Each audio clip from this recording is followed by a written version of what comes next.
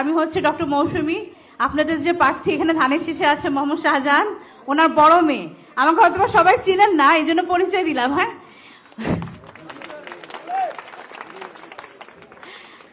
আমরা যখন ছোট ছিলাম, ছোটবেলায় আমরা কি গান শুনে বড় হয়েছি? মানুষ মানুষের জন্য, এই গানটাই আমাদেরকে শোনাতো আমাদের বাবা মা। তো আসলে তো সবাই আমরা মানুষ। হ্যাঁ, ধর্মটা তো খুব মানবতার আগে তো ধর্ম, আগে তো মানবতা। আমরা তো মানুষ, সবাই সবার অধিকার সমান, সবার জীবনের।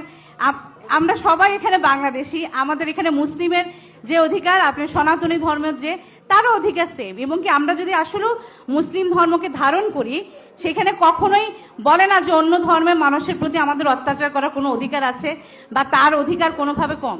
এখানে সবার অধিকার সমান। আমরা এখানে আমাদের বাসা মানে আমরা যেভাবে বড় হয়েছি, এই সাম্প্রদায়িকতা নিয়ে আমরা আসলে কখনো বড়ই হই নাই। আমরা যখন ছোট ছিলাম তখন সব সরস্বতী পূজায়, দুর্গা পূজায় আমরা আসতাম কাকিদের বাসায়, আমাদেরকে দাওয়াত দিত, আমরা এসে খাওয়া দাওয়া করতাম।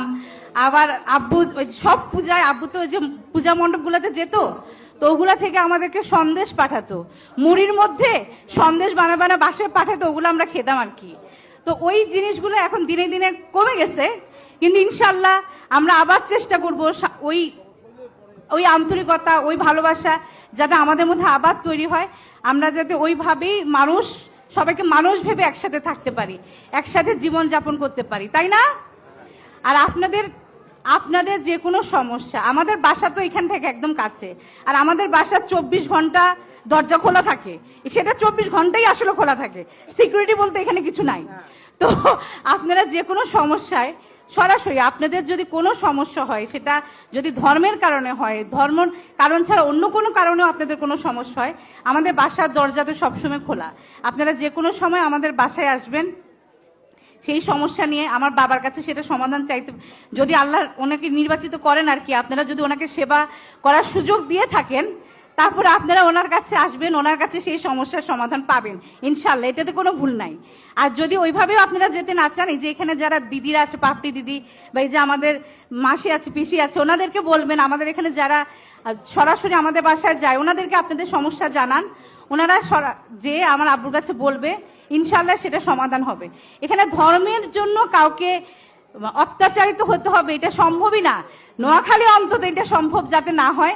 আমরা যাতে সবাই একইভাবে ভাই বোন, মামা চাচা কাকা যেইভাবে ছিলাম ওইভাবেই যাতে আজীবন থাকতে পারি, সেই চেষ্টাই আমরা করব। আপনারাও আমাদেরকে সেইভাবে দোয়া করবেন, আপনারা আমাদেরকে সেভাবে সাপোর্ট করবেন, আমরা যাতে ওইভাবেই চলতে পারি।